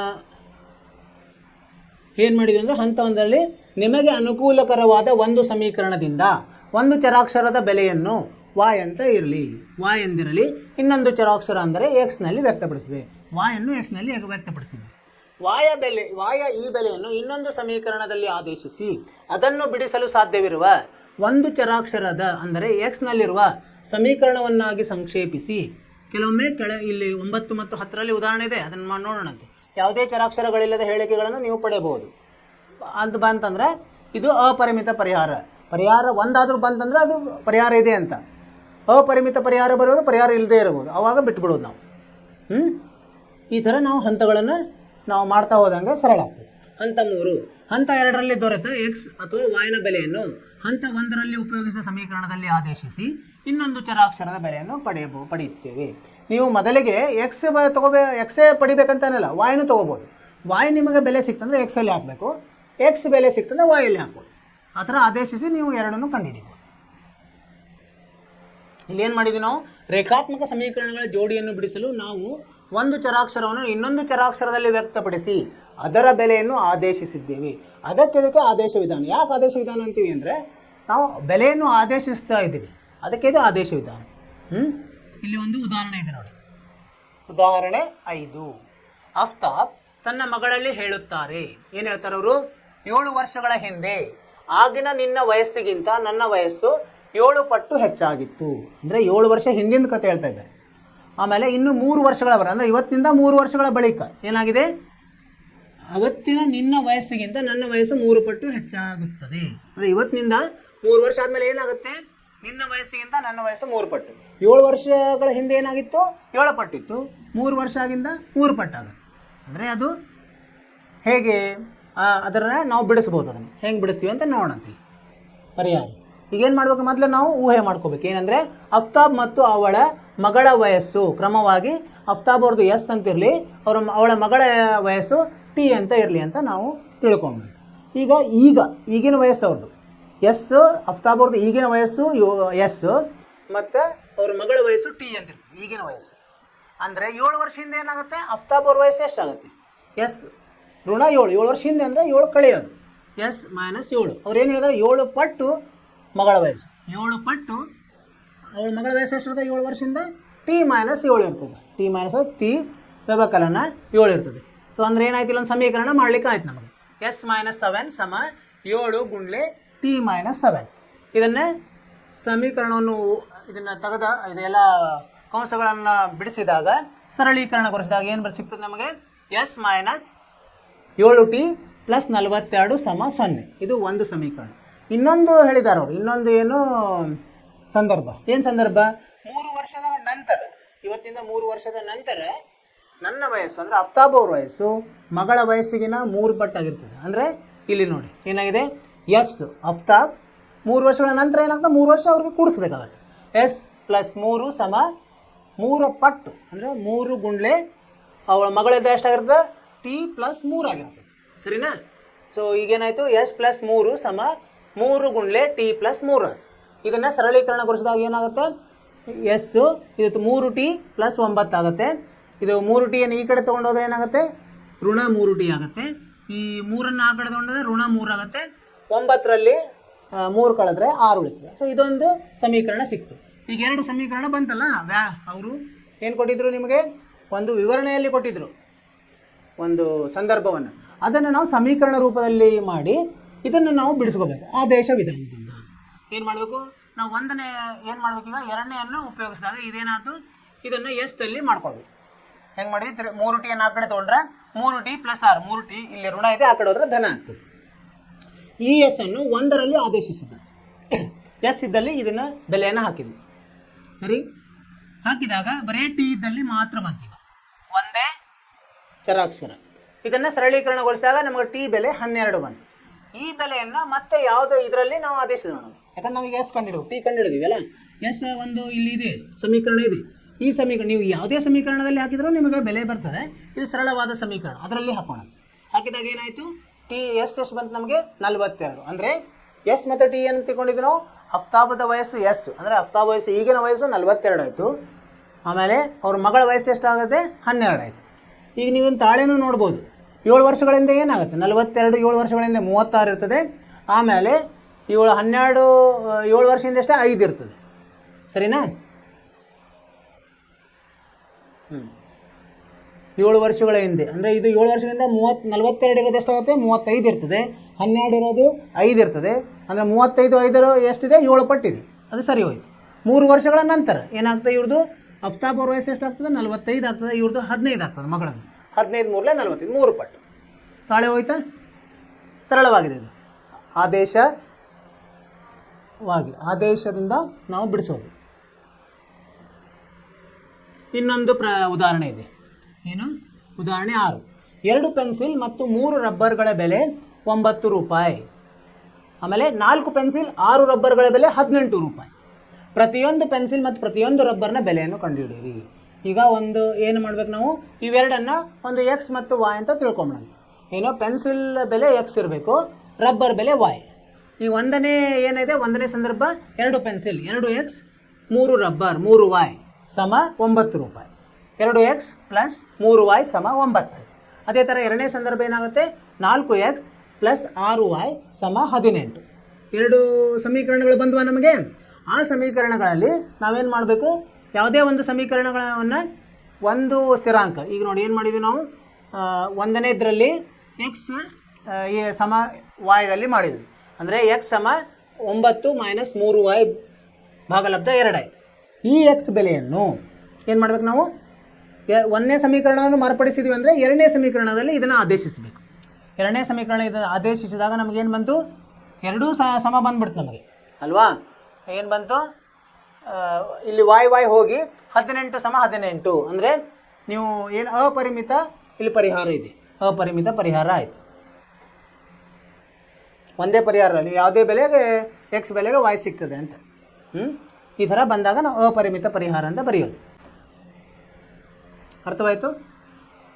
ಬಲಗಡೆದ್ದು ಎಡಗಡೆದ್ದು ಅಲ್ಲಿ ಚರಾಕ್ಷರಗಳು ಹೋಗಿ ಕೇವಲ ಒಂದೇ ಥರದ ಸಂಖ್ಯೆಗಳು ಬಂದು ಅಂದರೆ ನಾವು ಏನು ಹೇಳಬೇಕು, ಅಪರಿಮಿತ ಪರಿಹಾರ. ಅಥವಾ ಬೇರೆ ಬೇರೆ ಬಂದರೆ ಪರಿಹಾರವಿಲ್ಲ ಅಂತ ಹೇಳ್ಬೇಕು. ಈಗ ಇನ್ನೊಂದು ಉದಾಹರಣೆ ಇದೆ ನೋಡಿ, ಉದಾಹರಣೆ 7. 2 ಹಳಿಗಳನ್ನು, ಅಂದರೆ ಹಳಿ ಅಂದರೆ ರೈಲ್ವೆ ಹೋಗುತ್ತಲ್ಲ, 2 ಹಳಿ ಸಮಾಂತರ ಇರ್ತಾವೆ. ಹಳಿ ಹೆಂಗಿರ್ತಾವೆ, ಒಂದಕ್ಕೊಂದು ಕೂಡೋದಿಲ್ಲ, ಒಂದಕ್ಕೊಂದು ದೂರನೂ ಹೋಗಲ್ಲ. ಸೊ ಇದು ಹೆಂಗೆ ಬರ್ಬೇಕು ನಿಮ್ಗೆ, ಇದು ಸಮಾಂತರ ರೇಖೆ ಥರ ಬರ್ಬೇಕು ನಿಮಗೆ. ಇದನ್ನು ಬಿಡಿಸಿದಾಗ ನೋಡೋಣ. 2 ಹಳಿಗಳನ್ನು ಎಕ್ಸ್ ಪ್ಲಸ್ 2y ಮೈನಸ್ 4 ಸಮ 0. ಇನ್ನೊಂದು ಹಳಿ 2x ಪ್ಲಸ್ 4y ಮೈನಸ್ 12 ಸಮ 0 ಎಂಬ ಸಮೀಕರಣಗಳಿಂದ ಪ್ರತಿನಿಧಿಸಲಾಗಿದೆ. 2 ಹಳಿಗಳನ್ನು ಇದನ್ನು ರೇಖಾಗಣಿತವಾಗಿ ಪ್ರತಿನಿಧಿಸಿ ಅಂದರೆ ಹೆಂಗಾಗ್ತದೆ ಅಂತ ನೋಡಬೇಕು. ಈಗೇನಾಯಿತು, 2 ಸಮೀಕರಣಗಳು, ಒಂದನೇ ಸಮೀಕರಣನ ಎಕ್ಸ್ ಅನ್ನು ವಾಯಲ್ಲಿ ವ್ಯಕ್ತಪಡಿಸಿದಾಗ ಏನೋ ಎಕ್ಸ್ ಅಲ್ಲೇ ಇಟ್ಟು ನಾವೇನು ಮಾಡ್ತಾ ಇದ್ದೀವಿ, 2y ಮತ್ತು 4 ಬಲಗಡೆ ತೊಗೊಂಡು ಹೋಗ್ತಾ ಇದ್ದೀವಿ. ಅವಾಗ ಏನಾಗ್ತದೆ, 4 ಮೈನಸ್ 2y ಆಯಿತು. ಈ ಎಕ್ಸ್ ಬೆಲೆಯನ್ನು 2ರಲ್ಲಿ ನಾವು ಆದೇಶಿಸಬೇಕು. ಆದೇಶಿಸಿದಾಗ ಏನಾಯಿತು, ನಾವು ಇದನ್ನು ಸರಳೀಕರಣಗೊಳಿಸಿದಾಗ ಎಡಗಡೆ -4 ಬಂತು, ಬಲಗಡೆ 0 ಬಂದಿದೆ. ಇವು ಅಂಕರ್ ಹೋದವು, ಯಾವು ಚರಾಕ್ಷಗಳು ಹೋದವು. ಇವು ಏನು ಸಂಖ್ಯೆಗಳು ಸಹ ಸಮ ಬರಲಿಲ್ಲ. ಅಂದರೆ ಏನು, ಇದು ಒಂದು ಅಸಂಬದ್ಧ ಹೇಳಿಕೆ, ಇದು ಒಪ್ಪಲಿಕ್ಕೆ ಸಾಧ್ಯ ಇಲ್ಲ ನಾವು. ಅಂದರೆ ಏನು, ಇದಕ್ಕೆ ಪರಿಹಾರನೇ ಇಲ್ಲ, ಅಂದರೆ ಸಮಾಂತರ ರೇಖೆಗಳಿಗೆ ಪರಿಹಾರವಿಲ್ಲ. ಆ ಥರ ಆಯ್ತು. ಅರ್ಥವಾಯಿತು ವಿದ್ಯಾರ್ಥಿಗಳೇ, ಸರಳವಾಗಿದೆ. ಈ ಎಲ್ಲ ಜ್ಞಾನದಿಂದ ಆದೇಶ ವಿಧಾನವನ್ನು ನಾವು ಕಲ್ತ್ವಿ. ಏನು ಮಾಡೋದು, ಆದೇಶ ವಿಧಾನ 2 ಸಮೀಕರಣ ಬರ್ತವೆ. 2 ಸಮೀಕರಣದಲ್ಲಿ ಒಂದು ಸಮೀಕರಣದ ಒಂದು ಚರಾಕ್ಷರವನ್ನು ಇನ್ನೊಂದು ಚರಾಕ್ಷರದಲ್ಲಿ ವ್ಯಕ್ತಪಡಿಸಬೇಕು. ಆ ಚರಾಕ್ಷರ ಏನು ವ್ಯಕ್ತಪಡಿಸಿರ್ತೀವಲ್ಲ ಅದನ್ನು ಇನ್ನೊಂದು ಸಮೀಕರಣಗಳಲ್ಲಿ ಆದೇಶಿಸಿ ಒಂದು ಚರಾಕ್ಷರದ ಬೆಲೆ ಬರ್ತದೆ. ಈ ಚರಾಕ್ಷರ ಬೆಲೆ ಬಂದಾಗ ಆ ಬೆಲೆಯನ್ನು ಉಪಯೋಗಿಸಿ ಒಂದು ಸಮೀಕರಣದಲ್ಲಿ ಅದನ್ನು ಆದೇಶಿಸಿ ಇನ್ನೊಂದು ಚರಾಕ್ಷರದ ಬೆಲೆಯನ್ನು ಕಂಡುಹಿಡಿಯೋದು. ಇದಕ್ಕೆ ನಾವು ಏನಂತೀವಿ, ಆದೇಶ ವಿಧಾನ. ಸೊ ಇಲ್ಲಿ ಇದೆಲ್ಲ ನಿಮಗೆ ತಿಳಿತಂತ ತಿಳ್ಕೊಂಡಿದ್ದೀನಿ. ಸೊ ಈ ಜ್ಞಾನದ ಆಧಾರದ ಮೇಲೆ ನಾವು ಅಭ್ಯಾಸಕ್ಕೆ ಬರೋಣ. ಈಗ ಅಭ್ಯಾಸ ಇದೆ, ನಾವು ಉದಾಹರಣೆಗಳನ್ನು ಮಾಡಿದ್ದೀವಿ, ನಿಮ್ಗೆ ಅರ್ಥ ಆಗಿದೆ. ನಾನೇನು ಹೇಳ್ತೀನಿ ನಿಮಗಂದರೆ, ನೀವು ಅಭ್ಯಾಸ ಇದನ್ನೇನಿದೆಯಲ್ಲ, ನೀವು ಮನೆಯಲ್ಲಿ ಮೊದಲು ಪ್ರಯತ್ನ ಮಾಡಿರಿ ನಿಮ್ಮ ಸ್ವಂತ ಇದರಿಂದ. ಮತ್ತು ನಾವು ಇಲ್ಲಿ ಮಾಡೋಣ, ಇಲ್ಲೇ ಮಾಡೋಣಂತೀವಿ. ಒಂದು ಮುಖ್ಯ ಪ್ರಶ್ನೆ ನೋಡಿ ಏನಿದೆ.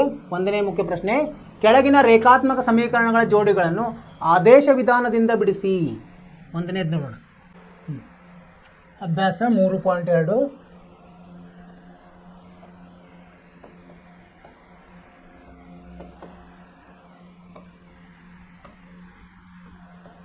ಅದರಲ್ಲಿ ಒಂದನೇ ಮುಖ್ಯ ಪ್ರಶ್ನೆ, ಒಂದನೇ ಲೆಕ್ಕ ಏನೆಂದರೆ ಕೆಳಗಿನ ರೇಖಾತ್ಮಕ ಸಮೀಕರಣ ಜೋಡಿಗಳನ್ನು ಆದೇಶ ವಿಧಾನದಿಂದ ಕಂಡುಹಿಡಿಯಿರಿ ಅಂತ ಹೇಳಿದ್ದಾರೆ, ಬಿಡಿಸಿ. ಅದರಲ್ಲಿ ಒಂದನೇದು ಏನಿದೆ, ಜೋಡಿ ಎಕ್ಸ್ ಪ್ಲಸ್ ವೈ ಸಮ 14 ಮತ್ತು ಎಕ್ಸ್ ಮೈನಸ್ ವೈ ಸಮ 4. ಇದು 1, ಇದು 2. ಈಗ ಪರಿಹಾರ ನೋಡಿ. ಪರಿಹಾರ ಏನಂದರೆ ಏನು ಮಾಡೋಣ ಅಂತ, ಈಗ ಒಂದನೇದನ್ನು ನಾವು ಮಾರ್ಪಡಿಸೋಣ. ಸಮೀಕರಣ ಒಂದನ್ನು ಮಾರ್ಪಡಿಸೋಣ. ಮಾರ್ಪಡಿಸಿ ಹೆಂಗೆ ಮಾರ್ಪಡಿಸಬೇಕು, ಎಕ್ಸ್ದಲ್ಲಿ ಅದನ್ನು ಮಾಡೋಣ ಅಂತ. ಎಕ್ಸ್ ಸಮ 14 ಮೈನಸ್ ವೈ. ಇದಕ್ಕೆ ನಾವೇನನ್ನ 3 ಅನ್ನೋಣ. ಈಗ ವೈಯನ್ನು ಆ ಕಡೆ ತೊಗೊಂಡೋದು. ಸೊ ಈಗೇನು ಮಾಡೋಣ ಅಂತ, ಈ ಎಕ್ಸ್ ಬೆಲೆಯನ್ನು ಅಥವಾ 3 ಅಂತ ಹೇಳೋಣ. ಅದು ನೋಡಿ, ಇನ್ನು ಯಾಕಂದರೆ ಬೆಲೆ ಬಂದಿಲ್ಲ ಅದಕ್ಕೆ. 3 2ರಲ್ಲಿ ಆದೇಶಿಸಿ. 2ರಲ್ಲಿ ಆದೇಶಿಸಿದಾಗ ಏನಾಯ್ತು, ಈಗ ಇಲ್ಲಿ ಏನಿದೆ ಎಕ್ಸ್ ಇದ್ದಲ್ಲಿ ಅದನ್ನು ಹಾಕೋದು. 14 ಮೈನಸ್ ವೈ, ಇದು ಇನ್ನೊಂದು ಮೈನಸ್ ವೈ ಇದೆ, ಮೈನಸ್ ವೈ ಸಮ 4. ಸರಿ, ಈಗ ಇದನ್ನು ಸರಳೀಕರಣಗೊಳಿಸೋಣ ಅಂತ. 14 ಮೈನಸ್ 2y ಸಮ 4. ಈ 2y ಈ ಕಡೆ ತೊಗೊಂಡು ಇದು 14 ಈ ಕಡೆ ತೊಗೊಂಡು ಏನಾಗುತ್ತೆ, 14 ಮೈನಸ್ 4 ಸಮ 2y ಅಂದರೆ 10. ಇದು ಸಮ 2y. y ಸಮ 10/2 ಅಂದರೆ 5. y ಬೆಲೆ ಬಂತಲ್ಲ ನಮಗೆ, ಅರ್ಥ ಆಯ್ತಲ್ಲ. ಇದನ್ನು ಸರಳೀಕರಣಗೊಳಿಸೋಣ. ಈ y ಬೆಲೆಯನ್ನು ಏನು ಮಾಡೋಣ ನಾವೀಗ, y ಸಮ 5 ಬೆಲೆಯನ್ನು ಎಲ್ಲ ಹಾಕೋಣೀಗ 3ರಲ್ಲಿ ಆದೇಶಿಸಿದಾಗ ಅಂದರೆ ಅದನ್ನು ತುಂಬೋದು. ಎಕ್ಸ್ ಸಮ 14, ವೈ ಅಂದರೆ ಮೈನಸ್ ಎಲ್ಲಿ ಬಂದ, ಎಷ್ಟು ಬಂದಿದೆ, 5 ಬಂದಿದೆ. ಅಂದರೆ ಇದನ್ನು ಸರಳೀಕರಣಗೊಳಿಸಿ 14 5 ಅಂದರೆ ಎಷ್ಟು ಬಂತು, 9. ಅಂದರೆ ಈಗೇನು ಬಂದು ನಮಗೆ 2 ಬಂತು. ಉದಾಹರಣೆ ಬಿಡಿಸೋದಂದ್ರೆ ಏನು, ಎಕ್ಸ್ ಮತ್ತು ವೈ ಬೆಲೆ ಕಂಡುಹಿಡಿಯೋದು. ಅದರ ಉತ್ತರ ಬರೆಯೋಣ ಅಂತೀವಿ. ಅಂದರೆ ಉತ್ತರ ಏನು, ಎಕ್ಸ್ ಸಮ 9, ವೈ ಸಮ 5. ಇದು ನಮ್ಮ ಉತ್ತರ. ಈಗ ತಾಳೆ ನೋಡಿದ್ರೆ ನೋಡಿ, ಇದರಲ್ಲಿ ಹಾಕಿ ನೋಡಿ, 9 ಸಂಕಲನ 5 ಮಾಡಿದರೆ ಏನು ಬರುತ್ತೆ, 14. ಸರಿ ಇದೆ. ಈಗ 9 ವ್ಯವಕಲನ 5 ಮಾಡಿದ್ರೆ 4 ಬರುತ್ತೆ. ಅಂದರೆ ತಾಳೆನೂ ಸರಿ ಹೋಯ್ತು, ಅಂದರೆ ನಾವು ಮಾಡಿದ್ದು ಸರಿಯಾಗಿದೆ. ಅರ್ಥವಾಯ್ತು ಇದೆಲ್ಲ ನಿಮಗೆ. ಏನು ಮಾಡಬೇಕು, ಆದೇಶ ವಿಧಾನ ಹೇಗೆ, ಮೊದಲು 2ರಲ್ಲಿ 1 ನಾವು 1ನೇ ಸಮೀಕರಣ ತೊಗೊಂಡು ಯಾವುದು ನಿಮಗೆ ಸರಳ ಇರ್ತದೆ ಅದನ್ನು ಮಾಡ್ಬೋದು. ನೀವು 2ನೇದ್ದು ಮಾಡ್ಬೋದು, 1ನೇದ್ದು ಮಾಡ್ಬೋದು. ನಾವು 1ನೇದ್ದು ಮಾಡಿದ್ದೀವಿ. 1ನೇದರಲ್ಲಿ ಎಕ್ಸ್ ಅದನ್ನು ಮಾರ್ಪಡಿಸಿ ವೈ ಬೆಲೆಯನ್ನು ಎಕ್ಸಲ್ಲಿ ಹೇಳಿದ್ವಿ. ಅಂದರೆ ಎಕ್ಸ್ ಸಮ 14 ಮೈನಸ್ ವೈ. ಈ ಎಕ್ಸ್ ಇದು ಒಂದು 3 ಅಂತ ಇದಕ್ಕೆ ನಾವು ಹೆಸರು ಕೊಟ್ವಿ. ಈ 3ಅನ್ನು 2ರಲ್ಲಿ ಆದೇಶಿಸಿದಾಗ ನಮಗೆ ವೈ ಬೆಲೆ ಸಿಕ್ತು. ಈ ಸಿಕ್ಕ ವೈ ಬೆಲೆಯನ್ನು ಈ 3ರಲ್ಲಿ ನಾವು ಆದೇಶಿಸಿದಾಗ ನಮಗೆ ಎಕ್ಸ್ ಬೆಲೆ ಸಿಕ್ತು. ಈ ಥರ ನಾವು ಬಿಡಿಸ್ಬೇಕು ಆದೇಶ ವಿಧಾನ. ಈಗ ಮುಂದಿನ ನೋಡೋಣ. ಈಗೇನು ಮಾಡಬೇಕಂದ್ರೆ, ನೀವು 2ನೇದ್ದು ನಿಮಗೆ ಮನೆ ಕೆಲಸ, 3ನೇದ್ದು ಈಗ ಮಾಡ್ತೀನಿ ನಾನು. 3ನೇದ್ದು ಏನಿದೆ, ಇದು ನಕ್ಷಾ ವಿಧಾನಕ್ಕಿಂತ ಸರಳವಾಗಿದೆ ಅಲ್ವಾ. 3x ವ್ಯವಕಲನ y ಸಮ 3 ಮತ್ತು 9x ವ್ಯವಕಲನ 3y ಸಮ 9. ಇದು ಹೇಗೆ ಬರುತ್ತೆ ನೋಡೋಣ. ಇಲ್ಲಿ ಏನು ಮಾಡೋದು, ಮೊದಲು ಪರಿಹಾರ. ಈಗ ಇದಕ್ಕೆ 1 ಅನ್ನೋಣ, ಇದಕ್ಕೆ 2 ಅನ್ನೋಣ. 1ಅನ್ನು ಮಾರ್ಪಡಿಸೋಣ. 1ಅನ್ನು ಮಾರ್ಪಡಿಸಿ.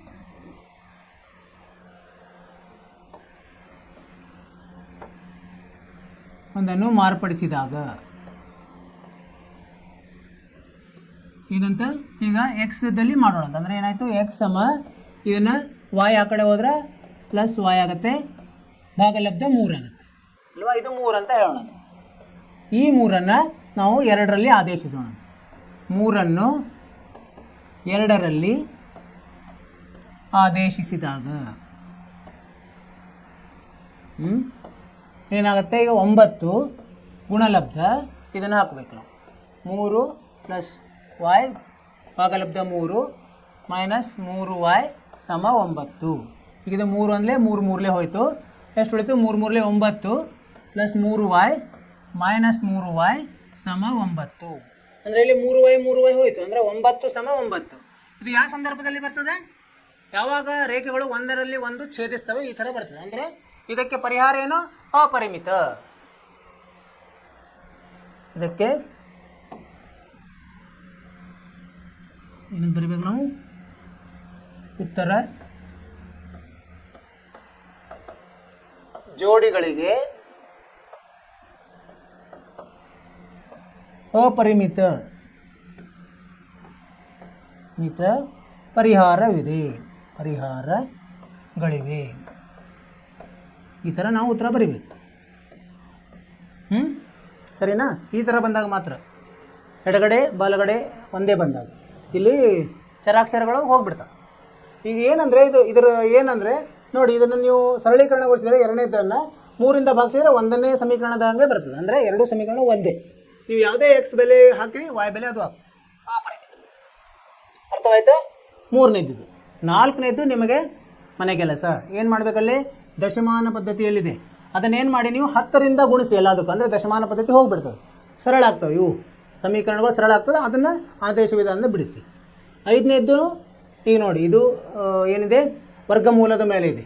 ವರ್ಗಮೂಲ ಇವನ್ನ ನಾವೇನು ಮಾಡೋಣಂತೆ ನಾಳೆ. ಇದು ಆಮೇಲೆ 6 ನೀವೇನು ಮಾಡಿ 2 ಈಗ ಯಾವ್ಯಾವ ನಿಮಗೆ ಇದು ಕೊಟ್ಟಿದ್ದೀನಿ? 2 ಕೊಟ್ಟಿದ್ದೀನಿ, 4 ಕೊಟ್ಟಿದ್ದೀನಿ, 6. ಇವು 2, 4, 6 ನೀವು ಮನೆ ಕೆಲಸ ಮಾಡಿ. 5ರಿಂದ ಮುಂದಿಂದು ನಾವು ಮುಂದಿನ ತರಗತಿಯಲ್ಲಿ ನೋಡೋಣ. ಸರಿನಾ? ಇಲ್ಲಿವರೆಗೆ ನಾವು ಬಿಡಿಸಿದ್ದು ನಿಮ್ಗೆ ಅರ್ಥ ಆಯ್ತು ಅಂತ ತಿಳ್ಕೊಂಡಿದ್ದೀನಿ ಅಲ್ವಾ? ಸರಳವಾಗಿದೆ. ಇದು ನೋಡಿ, ಇದು ವೇಗ ಜಾಸ್ತಿ ಆಯಿತು, ಸರಿ ಇದೆಯೋ? ನಿಮಗೆ ಅರ್ಥವಾಗಿಲ್ಲ ಅಂದರೆ ಮತ್ತೆ ನೀವು ಏನಾದರೂ ಒಂದು ನಮಗೆ ಮೆಸೇಜ್ ಹಾಕಿ ಮತ್ತೊಮ್ಮೆ ಹೇಳೋಣ. ಸರಳವಾಗಿದೆ ಆದೇಶ ವಿಧಾನ. ನಕ್ಷಾ ವಿಧಾನಕ್ಕಿಂತ ಆದೇಶ ವಿಧಾನ ಸರಳವಾಗಿದೆ. ಏನು? ಸಮೀಕರಣವನ್ನು ಮಾರ್ಪಡಿಸೋದು, ಆದೇಶಿಸೋದು, ಒಂದು ಚರಾಕ್ಷರ ಬೆಲೆ ಕಂಡುಹಿಡೋದು, ಆ ಚರಾಕ್ಷರ ಬೆಲೆಯಿಂದ ಮತ್ತೆ ಸಮೀಕರಣದಲ್ಲಿ ಹಾಕಿದಾಗ ಇನ್ನೊಂದು ಚರಾಕ್ಷರ ಬೆಲೆ ಬರ್ತದೆ. ಅಷ್ಟು ಸರಳವಾಗಿದೆ. ಸರಿನಾ? ಸೊ ಇದರಿಂದ ಇವತ್ತಿನ ತರಗತಿಯನ್ನು ಮುಗಿಸ್ತಿದ್ದೀವಿ. ನಿಮಗೆ ಶುಭವಾಗಲಿ. ನೀವು ನಿಮ್ಮ ಆರೋಗ್ಯವನ್ನು ಚೆನ್ನಾಗಿ ಕಾಪಾಡಿಕೊಳ್ಳಿ, ಚೆನ್ನಾಗಿ ಅಭ್ಯಾಸ ಮಾಡಿರಿ. ಆಮೇಲೆ ಬಾಹ್ಯ ಚಟುವಟಿಕೆಗಳಲ್ಲೂ ಭಾಗವಹಿಸಿ. ಅಂದರೆ ಬೇರೆ ಚಟುವಟಿಕೆಗಳು, ಆಟ, ಆಮೇಲೆ ಚರ್ಚಾ ಸ್ಪರ್ಧೆ, ನಿಬಂಧ ಅಂಥವೆಲ್ಲ ಮಾಡಿ ಚೆನ್ನಾಗಿದೆ. ಅಭ್ಯಾಸ ಚೆನ್ನಾಗಿ ಮಾಡಿ. ಬೇರೆ ಬೇರೆ ಪುಸ್ತಕಗಳನ್ನು ನೋಡಿ, ಬೇರೆ ಬೇರೆ ಗಣಿತದ ಇದು ಒಂದೇ ಇಲ್ಲ, ಬೇರೆ ಪುಸ್ತಕದಲ್ಲಿ ಲೆಕ್ಕಗಳನ್ನು ತೊಗೊಂಡು ಬಿಡಿಸಲಿಕ್ಕೆ ಪ್ರಯತ್ನ ಮಾಡಿ. ನಿಮ್ಮ ಜ್ಞಾನ ಹೆಚ್ಚಿಗೆ ಆಗ್ತದೆ. ಸರಿನಾ? ಕಾಳಜಿ ತಗೊಳ್ಳಿ. ನಮಸ್ಕಾರ.